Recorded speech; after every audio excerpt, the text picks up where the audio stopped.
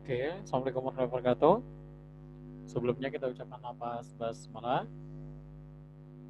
Oke, sekarang kita masuk ke semester 2, di mana dalam semester 2 ini sebenarnya masih banyak lanjutan dibanding dari semester 1 kemarin. Oke, untuk materi yang pertama, ini kan nanti ada yang namanya tentang dinamika partikel. Dinamika partikel itu sendiri itu adalah dinamika. Dinamika itu artinya pergerakan. Berarti kalau misalnya ditanya apa yang menyebabkan dari suatu objek bisa bergerak atau berpindah, nah itu dikarenakan ada yang namanya gerak mekanik atau biasa dikenal dengan sebutan dinamika. Nah, di dalam dinamika ini sendiri biasanya yang lebih dominan menelitinya itu banyak, tapi yang lebih utama itu ada yang namanya si Newton. Newton ini sendiri nanti akan mengemukakan ada 4 hukum Newton, tapi yang keempat itu berhubungan nanti dengan gravitasi, berarti kita cuman sebatas hukum Newton ketiga. Jadi nanti hukum Newton itu ada 3 nanti, ada hukum Newton 1, 2, dan 3 gitu ya.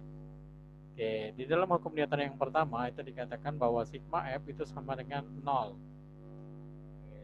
Nah, di sini katanya ada kata-kata sigma. Ingatin sigma, sigma itu artinya jumlah. F itu sama dengan 0. Oke, tapi nilai gayanya bukan 0. Nanti sigma F sama dengan 0. Nah, apa yang dimaksud dengan sigma F sama dengan 0? Yang pertama dikatakan dia itu katanya adalah diam. Jadi syaratnya sebuah benda dikatakan sigma F sama dengan 0 itu adalah diam. Terus yang kedua, bergerak dengan kecepatan tetap dan percepatan 0. Atau biasa dikenal dengan yang namanya gerak lurus beraturan. Biasanya nanti mau dirumuskan dengan S sama dengan V kali T. S itu adalah jarak, V itu adalah kecepatan, T itu adalah waktu. Ada Newton yang kedua. Newton yang kedua bisa dirumuskan dengan ada sigma F sama dengan M kali A. F tadi adalah gaya, force, M itu adalah mass, massa, A itu adalah acceleration atau A percepatan. Dimana syaratnya itu kalau dalam Newton kedua tadi, Newton pertama tadi syarat yang pertama diam, nah Newton kedua itu bergerak. Terus kalau syarat yang pertama tadi GLB, maka Newton 2 itu adalah GLBB. Berarti ingetin rumus-rumus GLBB yang sebelumnya kemarin. Oke, ini ada rumusnya, ingat ya. S tadi adalah jarak, V tadi adalah kecepatan, berarti kalau V0 di kecepatan awal, T itu adalah waktu, A tadi adalah percepatan, VT itu kecepatan akhir. Oke, ini sama dengan rumus yang GLBB yang sebelumnya. Nanti ada Newton yang ketiga. Newton yang ketiga itu adalah aksi sama dengan F reaksi. Min itu adalah perlawanannya. Jadi aksi sama dengan reaksi, ada tanda min itu perlawanan. Oke, jadi ini tentang hukum Newton. Nah, ini kunci utama itu ada yang namanya GLB sama GLBB. Nah, karena kita ini bicara dengan yang namanya tentang gaya-gaya F, ternyata di dalam hukum Newton nanti akan dikenal beberapa gaya. Gaya-gaya yang utama itu sendiri, yang pertama itu ada dikenal dengan yang namanya gaya berat. Biasanya mau dirumuskan itu ada W sama dengan massa kali gravitasi. Dan arahnya ini selalu ke bumi. Terus ini gaya normal, kurang L, ini gaya normal, arahnya selalu tegak lurus bidang. Terus ini nanti ada yang namanya tegangan tali, harus ada tali atau kawan. Terus nanti ada lagi yang namanya gaya gesek, ada mu kali N. Oke, nah untuk gaya berat, kalau misalnya kita objek atau bidangnya itu kita anggap ada beberapa jenis seperti gambar. Oke, ini untuk gambar yang pertama nih. Nah, untuk gaya beratnya bisa dilukisin, ingatin katanya tadi arahnya selalu ke bumi. Berarti kalau dia selalu ke bumi, maka gaya beratnya ke bawah. Oke, gitu ya. Nah, gimana kalau bidangnya miring kayak gini? Kalau bidangnya miring, sama gaya beratnya ke bawah juga. Tuh, ini yang titik ini kelihatan ya. Oke, tapi dia nanti harus diproyeksikan, maka di sini ada W sin.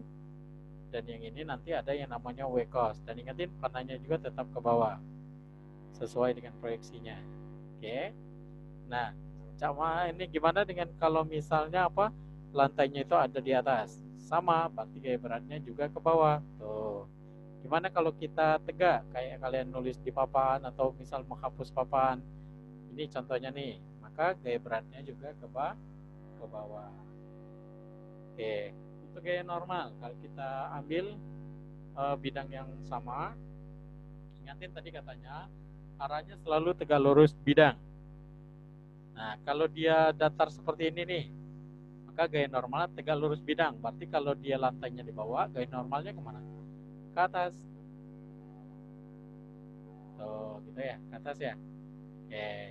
Terus kalau gaya normalnya miring kayak gini, gaya normalnya miring ke sebelah apa ini? Kiri ya.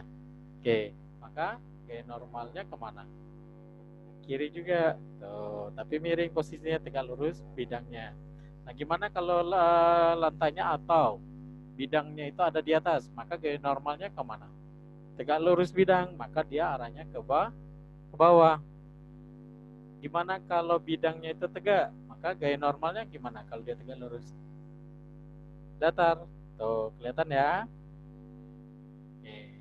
Nah, yang selanjutnya nanti ada tegangan tali, berarti dia harus ada tali atau kawat yang menarik gitu ya. Nah, ini kita anggap ada benda ditarik ke atas, maka ini juga ada tegangan tali. Oke, yang selanjutnya nanti ada yang namanya tentang gaya gesek. Kalau misalnya ada sebuah objek atau sebuah benda yang akan kita tarik dengan gaya sebesar F, kita anggap gerakannya ke kanan, ya ditarik ya, maka akan muncul beberapa gaya. Lihat nih yang ada gambar ini, ada gaya apa aja nih? Yang datar, berarti ada gaya berat, ada gaya normal ya, kan sama nih gambar nih. Tuh, maka ada gaya berat, ada normal, tuh. Jelas belum? Oke, boleh disatuin gambarnya, terserah kalian, ini supaya ngerti. Oke, nah ternyata nanti antara benda dengan lantai ini terjadi yang namanya gesekan, maka dikenal yang namanya gaya gesek. Nah, gaya gesek itu sendiri perlawanan gerak benda. Kalau gerakannya ke kanan, maka gaya geseknya ke kiri. Tuh, kelihatan ya? Oke. Nah, untuk gaya gesek itu sendiri, jika gaya tarik lebih kecil dari gaya gesek statis, jadi gaya gesek nanti ada dua, ada gaya gesek statis dan ada gaya gesek kinetis. Statis itu artinya diam, kinetis itu artinya bergerak. Oke. Kalau gaya gesek statisnya lebih besar atau sama dengan gaya tarik, maka dia diam atau sigma F sama dengan 0.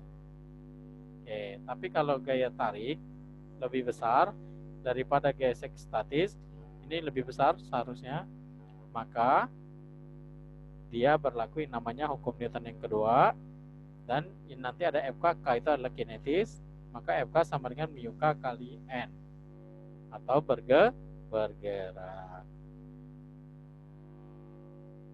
Oke, itu saja.